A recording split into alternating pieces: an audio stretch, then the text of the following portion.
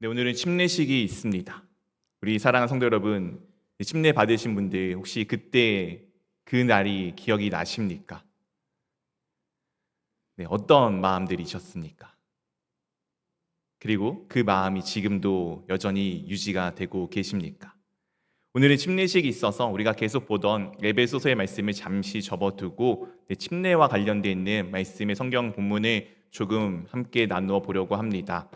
우리가 알고 있다시피 침례는 예수님께서 직접 우리 가운데 정하여 주신 기독교 안에 중요한 예식 중에 하나입니다. 그리고 놀랍게도 예수님께서 공생애라고 불려지는 그 삶의 첫 시작을 바로 이 침례를 통해서 시작하셨습니다. 우리가 오늘 읽었던 본문의 말씀 마태복음 3장 16절, 17절 말씀 한 절씩 다시 한번 번갈아 가면서 읽어보도록 하겠습니다. 저부터 읽겠습니다.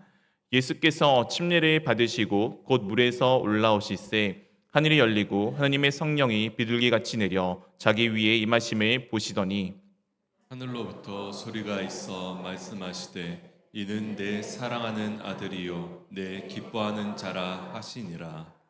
오늘 우리의 주님 되신 예수 그리스도께서 지금 침례를 받으셨습니다. 물속에 들어갔다가 이제 물 밖으로 나오자 어떻게 되었습니까? 하늘이 열렸습니다.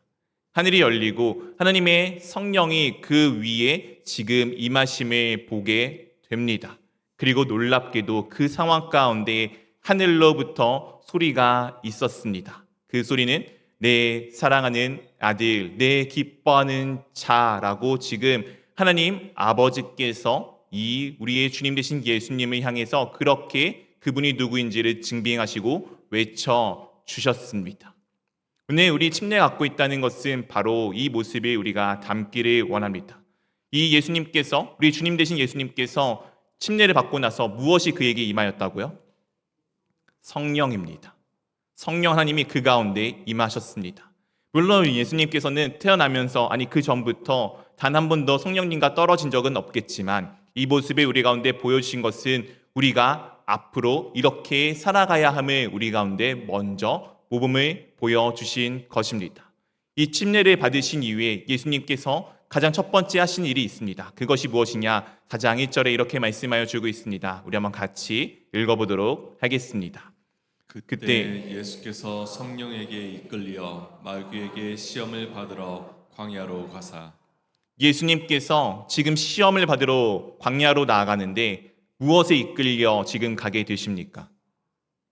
성령에 이끌려 지금 가게 되어 있습니다. 즉 침례를 받은 사람의 삶은 그 전에는 내 마음대로 내 멋대로 살아갔다라면은 침례를 받은 이후에는 성령 하나님이 함께하고 그 성령 하나님과 함께하는 삶에서 그치는 것이 아니라 성령 하나님이 이끄시는 대로 살아가는 삶을 의미하게 됩니다. 우리 사랑하는 성도 여러분, 여러분들은 성령 하나님과 함께하시며 성령 하나님께서 이끄시는 삶을 살아가고 계십니까? 오늘 이 성령 하나님이 함께하는 것이 우리 가운데 상당히 중요합니다. 로마서 8장 14절에 이렇게 우리 가운데 말씀하여 주고 있습니다. 무릇 하나님의 영으로 인도함을 받는 사람은 곧 하나님의 아들이라. 성령 하나님의 인도함을 받는 사람은 누구라고요? 하나님의 아들입니다. 사랑하는 성도 여러분, 여러분들이 성령 하나님과 왜 함께 하여야 하냐면은 이것이 내가 하나님의 아들됨을 상징하여 주는 것, 그것을 우리 가운데 보여주는 분명한 증명되어지는 사건이기 때문입니다. 우리 사랑하는 성도 여러분, 성령님과 함께하고 계십니까? 성령님과 함께하며 성령님의 인도하심을 받고 계십니까? 그렇다면 여러분들은 놀랍게도 하나님의 아들이십니다. 오늘 하나님의 아들이신 예수님께 하나님께서 무엇이라고 말씀하셨습니까? 내 사랑하는 아들, 내 기뻐하는 자라고 말씀하셨습니다. 우리 사랑하는 성도 여러분, 성령님이 인도하심에 따라 살아간다면 하나님께서 나를 사랑하는 아들, 사랑하는 딸, 사랑하는 자녀라고 부르시며 기뻐하는 주님의 사람이라고 말씀하여 주고 계십니다. 내가 어떤 모습이든 내가 어떤 상황이든 관계없이 주님은 나를 사랑하십니다. 그렇게 우리 입술 가운데 주님 제가 부족하여서 제가 악하여서 라는 말보다는 주님이 사랑하는 이 아들이 주님이 사랑하는 이 딸이라고 하는 말이 더 많아지기를 원합니다. 우리 자녀가 그렇지 않습니까? 부모에게 와서 부족한 내가 어떻게 할 수가 없어요. 부족한 내가 무엇을 못하는데 엄마의 도움이 필요해요. 이런 이야기를 계속 한다면은 처음에는 그래 라고 하겠지만 계속 그 말이 반복된다면은 부모인 내 마음은 어떻겠습니까? 내 자녀가 뭐가 그렇게 부족하다고 느끼는지 안타까워하지 않겠습니까? 우리 하나님도 동일합니다. 사랑하는 아들, 사랑하는 딸인 내가 주님 앞에 나와 내가 맨날 부족한데 걸레와 같은 내가 아무것도 아닌 내가 라고 하나님 앞에 계속 간구한다면은 하나님의 마음은 얼마나 마음이 아프시겠습니까? 우리가 그것을 기억하여 내가 하나님이 나를 얼마나 사랑하시는지를 기억하며 나가기를 원합니다. 침례는 그렇기에 성령 하나님이 이끄시는 삶의 첫 걸음을 우리 가운데 보여주는 것입니다. 이 침례는 그렇다면 누가 받느냐? 사도행전 32장 38절에 이렇게 말씀하여 주고 있습니다. 우리 한번 같이 읽어보도록 하겠습니다. 베드로가 이르되 너희가 회개하여 각각 예수 그리스도의 이름으로 침례를 받고 죄 사함을 받으라. 그리하면 성령의 선물을 받으리니. 베드로가 지금 이스라엘 백성들에게 복음을 전하면서 이렇게 말하고 있습니다. 각각 모두가 아닙니다. 각자마다 회개하여야 합니다. 회개하여 예수 그리스도의 이름으로 침례를 받고 죄 사함을 받으라라고 말씀하여 주고 있습니다. 침례는 내가 주님 앞에 회개하는 회개의 고백입니다. 내가 죄인이었습니다. 내가 주님을 모른 채 내 마음대로 살았습니다를 고백하는 것입니다. 그 고백을 통해 침례를 받게 되면은 우리가 죄 사함을 받고 그리고 내 삶의 주인이 내가 아니라 하나님 되심을 고백하였기에 성령 하나님의 선물을 통해 선물 하나님의 인도하심에 따라 살아가는 삶이 되게 됩니다. 이것이 침례가 갖고 있는 또 하나의 의미입니다. 이거 외에 또 다른 중요한 의미가 있습니다. 로마서 6장 3절 4절 말씀에 이렇게 말씀하여 주고 있습니다. 무릇 그리스도 예수와 합하여 침례를 받은 우리는 그의 죽으심과 합하여 침례를 받은 줄을 알지 못하느냐. 4절 같이 읽어보도록 하겠습니다. 그러므로 우리가 그의 죽으심과 합하여 침례를 받음으로 그와 함께 장사되었나니 이는 아버지의 영광으로 말미암아 그리스도를 죽은 자 가운데서 살리심과 같이 우리로 또한 새 생명 가운데서 행하게 하려 함이라. 무릇 그리스도와 합하여 침례를 받은 우리는, 침례는 예수 그리스도와 함께 연합되어짐을 의미합니다. 예수 그리스도가 저 멀리 하늘에만 계신 것이 아니라 지금 나와 함께하고 계심을 고백하는 것입니다. 예수 그리스도께서 걸어가셨던 그 길이 나와 관계없는 것이 아니라 그 길이 바로 나의 길이 되는 것, 그것이 연합입니다. 같은 곳을 보고 같은 곳을 향해 나가는 것, 하나님의 말씀을 듣고 순종하여 죽기까지 따르는 그 길을 가는 것, 이것이 우리가 예수 그리스도와 함께 연합되어지는 것이고 침례는 그 연합을 고백하는 것입니다. 이 고백 가운데 그 끝은 무엇입니까?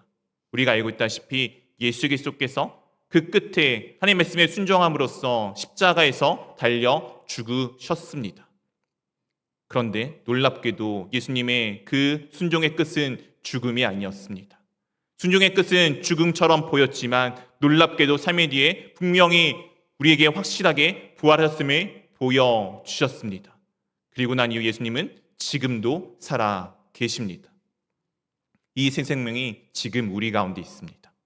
내가 주 예수 그리스도와 함께 연합되어진다는 것, 그 길을 걸어가는 내가 주 예수 그리스도와 함께하였기에 예수님의 생명이 지금도 나와 함께 있고 내가 새 생명 가운데 살아가는 존재가 되었음을 고백하는 것입니다.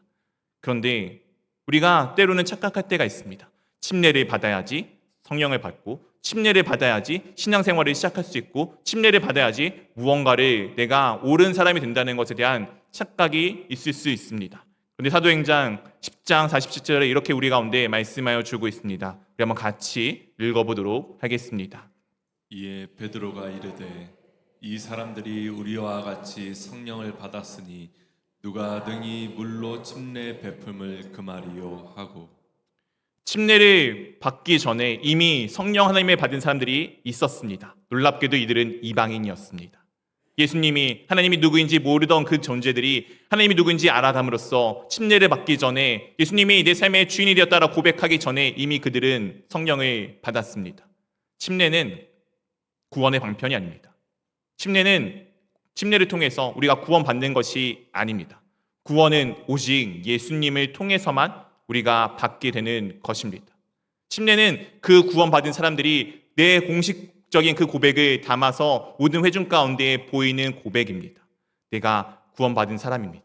내가 앞으로 성령 하나님과 함께 나아가는 사람입니다. 성령 하나님이 나와 함께하고 계심을 고백하는 사람입니다를 고백하는 것이 침례입니다. 침례를 통해서 구원받는 것이 아니 구원받은 사람이 그 고백을 담아내는 것이 침례입니다. 우리가 이것을 잊지 않기를 원합니다. 성령 하나님이 우리와 함께하는 사람들은 우리는 다 모두 다 하나님의 자녀입니다.